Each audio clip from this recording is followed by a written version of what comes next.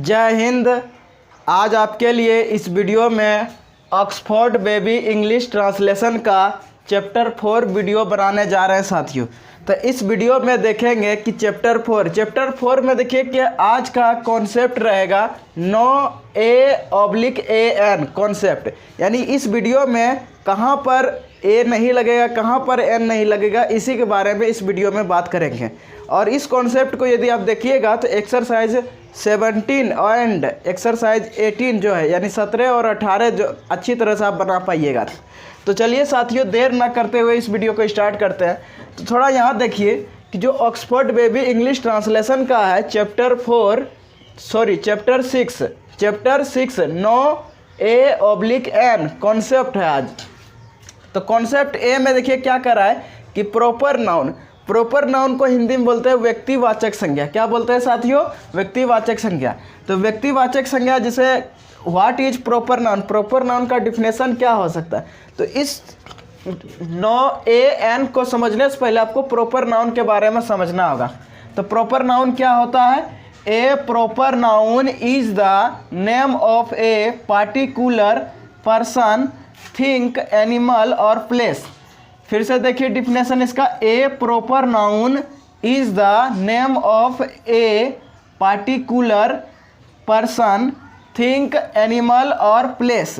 इसका हिंदी में क्या होता है कि किसी व्यक्ति, वस्तु, जानवर या स्थान के खास नाम को प्रॉपर नाउन कहते हैं। एग्जाम्पल्स में क्या लिखे हैं? Ram, Shyam, Sita, Patna, Ranchi, Bihar, India etcetera ETC। तो प्रॉपर नाउन क्या होता है? एक पार्टिकुलर पर्सन होता है, पार्टिकुलर पर्सन, थिंग, एनिमल और प्लेस, यानी किसी खास व्यक्ति हो, वस्तु हो, जानवर हो या स्थान के खास नाम को ही हम लोग क्या कहते हैं साथियों? प्रॉपर नाउन कहते हैं। यानी पार्टिकुलर यानी स्पेशल होना चाहिए, कोई खास चीज़ होना चाहिए, जैसे किसी खास व्यक्ति का नाम हो, किसी खास व्यक्ति का नाम होना चाहिए, किसी खास वस्तु का नाम होना चाहिए, उसका किसी खास जानवर का नाम होना चाहिए, किसी खास स्थान का नाम होना चाहिए, उसी को हम लोग कहते हैं प्रॉपर नाउन। क्या कहते हैं साथियों? प्रॉपर नाउन कहते हैं। जैसे राम, श्याम, सीता, पटना, रांची, बिहार, इंडिया एक्सेट्रा, ये सभी क्या है? ये सभी किसका एग्जाम्पल है? प्रॉपर नाउन्स का एग्जाम्पल है, व्यक्तिवाचक संज्ञा का उदाहरण है साथियों।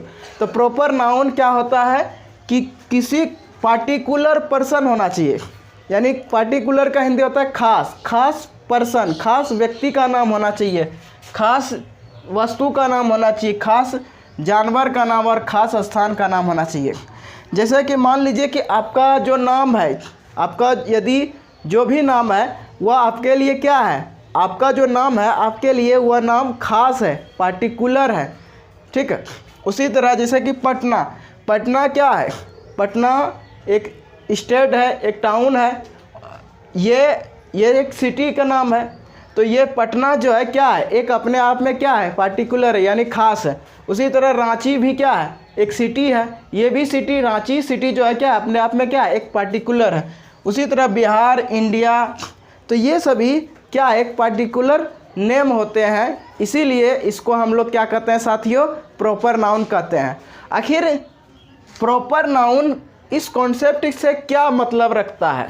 तो साथियों कॉन्सेप्ट यदि जानिएगा तो आपको इस कहता है कि प्रॉपर नाउन के पहले A और N का प्रयोग नहीं होता है। क्यों नहीं होता है? कभी सुने हैं? यदि मान लीजिए आपका नाम राम है या श्याम है, जो भी नाम है, क्या आप कभी बोलता है कि ए राम, ए श्याम? कभी सुने हैं? नहीं सुने हैं। इसीलिए प्रॉपर नाउन के पहले A और N का प्रयोग नहीं होता है। तो साथियों सबसे पहले आपको समझना होगा प्रॉपर नाउन। तो प्रॉपर नाउन समझ गए साथियों। अब जो है इसके आगे देखते हैं कि आखिर प्रॉपर नाउन के पहले A और N का प्रयोग क्यों नहीं होता है, क्या रीज़न है। तो चलिए अब जो है साथियों कॉन्सेप्ट B देखते हैं। कॉन्सेप्ट A देखें, प्रॉपर नाउन का डिफिनेशन। अब यहाँ पर कॉन्सेप्ट B में देखते हैं कि प्रॉपर नाउन्स के पहले A/N यानी AN का प्रयोग नहीं होता है। यानी जितने भी प्रॉपर नाउन होते हैं साथियों उसके पहले A और N का प्रयोग नहीं होता है। यदि आप भूल से भी ए और एन का प्रयोग प्रॉपर नाउन के पहले आप लगाते हैं तो आपका हर हमेशा क्या होता होगा, रॉन्ग होता होगा, यानी गलत सेंटेंस बनाते होंगे। तो आज आप ए एन का प्रयोग क्यों नहीं होता है प्रॉपर नाउन के पहले, इस वीडियो में आप सीखने जा रहे हैं साथियों। तो चलिए, कॉन्सेप्ट बी क्या कह रहा है कि प्रॉपर नाउन्स के पहले ए एन का प्रयोग नहीं होता है। यहाँ पर कुछ एग्जाम्पल लिए हैं। एग्जाम्पल्स नंबर 1 में कह रहा है कि यह राम है। क्या है? राम है। माइंड में रखिएगा कि प्रॉपर नाउन खास चीज़ के नाम को ही हम लोग प्रॉपर नाउन कहते हैं, यानी कोई भी किसी व्यक्ति, वस्तु, स्थान, जानवर, ये सभी का जो खास नाम होता है उन्हीं खास नाम को हम लोग प्रॉपर नाउन यानी व्यक्तिवाचक संज्ञा कहते हैं। और प्रॉपर नाउन्स या के पहले कभी भी भूल से भी ए एन का प्रयोग नहीं करिएगा, नहीं तो आपका सेंटेंस गलत हो जाएगा। तो चलिए, यहाँ पर नंबर 1 सेंटेंस क्या कह रहा है कि यह राम है। तो यह का इंग्लिश तो आप लोग जानबे करते हैं, क्या होता है? दिस। और दिस क्या है? एक सिंगुलर सब्जेक्ट है और वर्ब क्या लगेगा? Singular verb. तो इज लगाएंगे, दिस के साथ क्या लगता है? इज लगता है। और राम, राम का इंग्लिश क्या हो जाएगा? राम ही हो जाएगा, RAM, राम। और एक चीज़ माइंड में रखिएगा, आर कैपिटल दीजिएगा। किसी का भी नाम होता है सबसे पहला कैपिटल लेटर होना चाहिए। यदि लेटर का नहीं देखे हैं वीडियो तो लेटर का वीडियो देख लीजिए, ग्रामर में बताए हैं, सेंटेंस का भी बताएं, उसमें भी देख लीजिए। तो अब यहाँ पर देखिए कि यदि दिस इज ए या एन लगाते तो ये मेरा सेंटेंस क्या होता है? गलत हो जाता। तो दिस इज राम होगा, सिर्फ ए और एन नहीं लगाइएगा। राम क्यों नहीं? राम के पहले ए और एन नहीं लगा क्योंकि राम क्या है? अपने आप में एक प्रॉपर नाउन है, एक व्यक्तिवाचक संज्ञा, इसीलिए इसके पहले ए और एन का प्रयोग नहीं करना है भूल से भी। चलिए, सेंटेंस दूसरा देखिए, 2 नंबर में बोल रहा है वह सीता है। तो वह का इंग्लिश क्या होता है साथियों? डेट होता है। और डेट के साथ भी क्या लगता है? इज लगता है। और सीता का इंग्लिश क्या होगा? सीता। तो एस बड़ी देना है, उसके बाकी बात सब छोटी देना। तो सीता भी क्या है? एक प्रॉपर नाउन है और इनके पहले भी ए और एन का प्रयोग नहीं होगा। 3 नंबर में है यह रांची है। क्या है? यह रांची है। तो यह का इंग्लिश क्या होता है? दिस। और दिस के साथ इज लगता है और रांची, तो RANCHI, रांची। ये हो गया रांची, दिस इज रांची। तो रांची क्या है? एक सिटी, यानी एक सिटी नेम है, यानी टाउन नेम है, एक खास सिटी का नाम है, इसीलिए इसके पहले भी ए और एन का प्रयोग नहीं होगा। यदि आप लगाते आते हैं तो आपका गलत ही होता होगा। चलिए, 4 नंबर में है वह पटना है। तो वह का इंग्लिश क्या होता है साथियों? डेट। और डेट के साथ क्या लगता है? इज। Date is. और उसके बाद पटना, तो PATNA, पटना। तो पटना के पहले भी ए और एन का प्रयोग नहीं देना है क्योंकि पटना क्या है? एक प्रॉपर नाउन है, एक व्यक्तिवाचक संज्ञा है, इसीलिए इसके पहले ए और एन का प्रयोग हमने नहीं किए।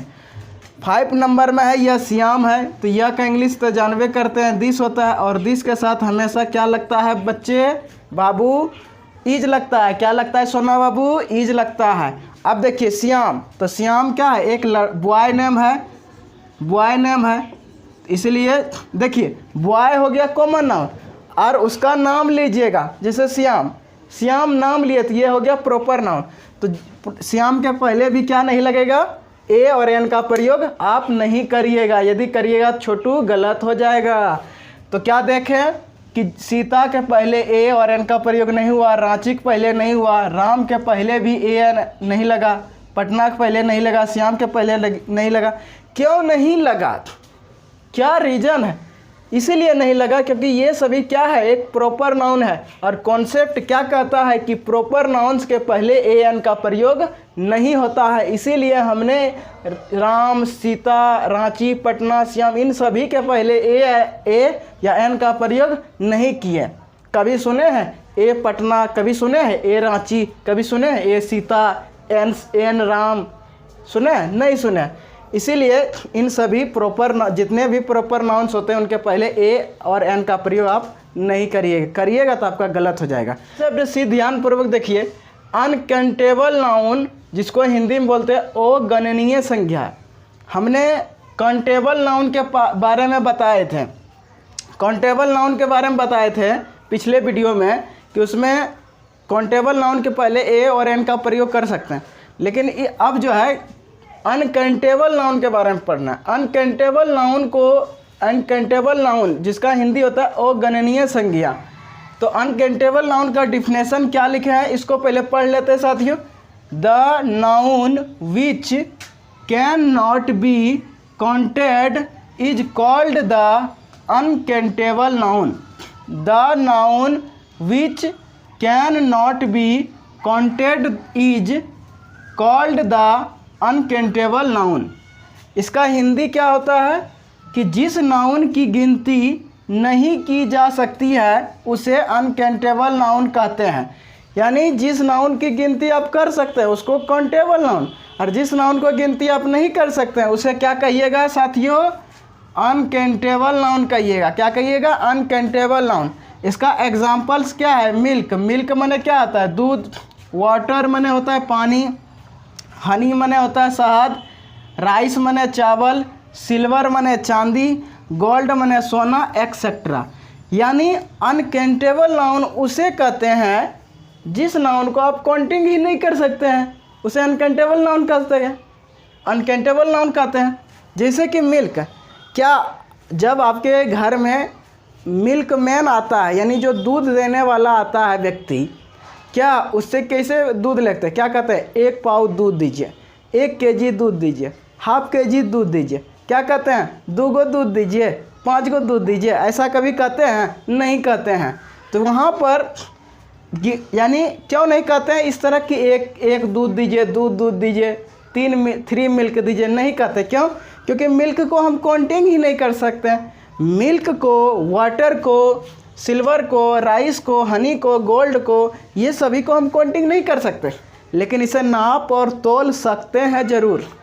ठीक है, नाप और तोल सकते हैं। तराजू पर नाप चढ़ा के तोल सकते हैं, कितना है, कितना ग्राम है, कितना केजी है, ये कर सकते हैं, लेकिन काउंटिंग आप गिन नहीं सकते हैं। इसीलिए इसको क्या बोलते हैं, अनकाउंटेबल नाउन, अगणनीय संज्ञा।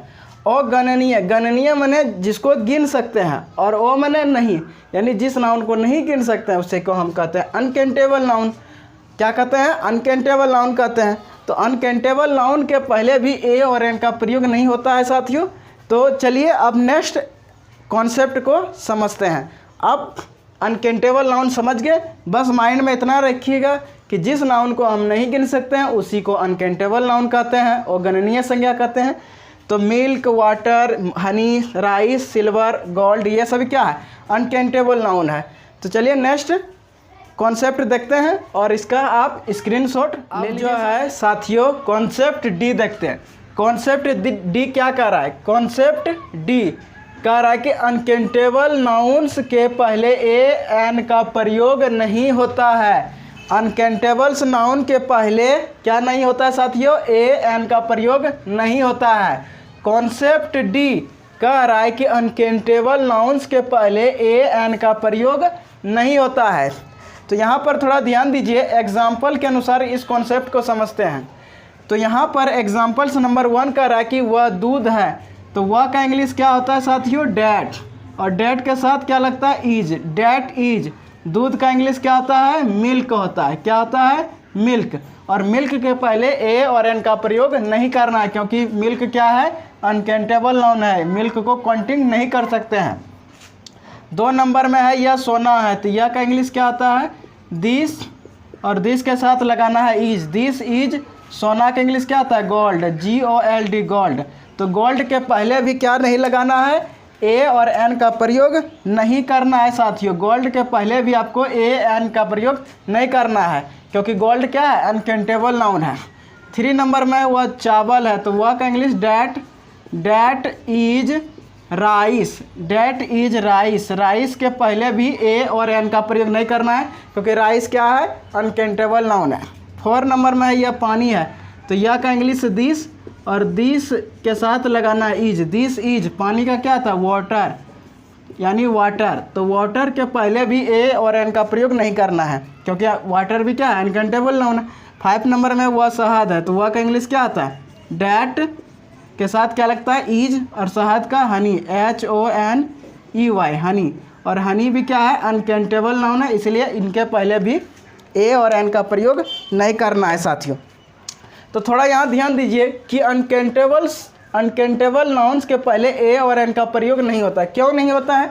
क्योंकि अभी बताया कि अनकाउंटेबल नाउन को हम काउंटिंग नहीं कर सकते हैं, इसीलिए इनके पहले ए और एन का प्रयोग नहीं कर सकते हैं। यानी जिस नाउन को आप काउंटिंग कर सकते हैं और वह नाउन कैसा हो, सिंगुलर नाउन होना चाहिए, सिंगुलर होना चाहिए तभी। तो अनकाउंटेबल नाउन को काउंटिंग ही नहीं कर सकते, इसीलिए इनके पहले ए और एन का प्रयोग नहीं करते हैं। तो मिल्क के पहले ए और एन नहीं लगाना है, गोल्ड के पहले भी नहीं लगाएं, राइस के पहले भी नहीं लगाएं, वाटर के पहले भी नहीं लगाएं, हनी के पहले भी नहीं लगाएं। क्यों नहीं लगाएं? क्योंकि ये सभी अनकाउंटेबल नाउन है और कॉन्सेप्ट कहता है कि अनकाउंटेबल नाउन्स के पहले ए और एन का प्रयोग नहीं करना है, इसीलिए इनके पहले ए और एन का प्रयोग नहीं कर रहे किए। तो वह दूध है तो डेट इज मिल्क होगा, यह सोना है दिस इज गोल्ड, वह चाय है वह चावल है डेट इज राइस, यह पानी है दिस इज वाटर, वह शहद है डेट इज हनी। तो साथियों आज हमने कॉन्सेप्ट देखे 9 ए और एन के बारे में, कहाँ ए नहीं लगता कहाँ एन नहीं लगता, आज कॉन्सेप्ट देखें। नेक्स्ट वीडियो में आपको एक्सरसाइज 17 और 18 का सॉल्व करवा देंगे साथियों। इस वीडियो को देखने के लिए धन्यवाद।